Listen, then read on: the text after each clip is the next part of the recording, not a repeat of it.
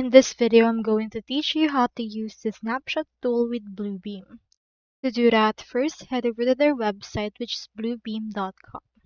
From in there, click on the Get Started option in order to get started for an account or sign up for one. You can also click on the Try It Free to get 14 days free trial. So on this case, you can also buy a license using this right here. Now, once you have access, you can proceed to click on this login and then log into your Bluebeam. You can also download it, and I've already downloaded it, installed it, Bluebeam, so click on this right here. Now, to use the Snapshot tools, you just need to click onto the tools right here, and then from in there, you can click onto this markup, and you can see right here all of the notes that you can actually use.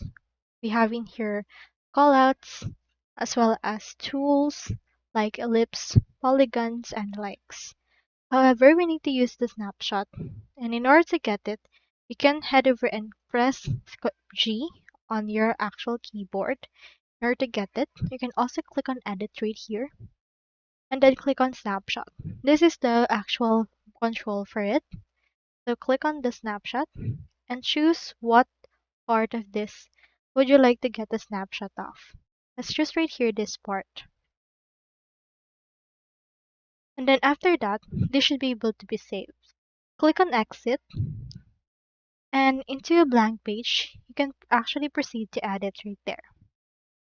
So onto this case, just click on Edit again, click on Paste, and then the snapshot will be pasted right here. You can resize it however you want and move it around as well. So that's all there is today, and I hope this video successfully helped you out with everything you need. Thank you so much for watching.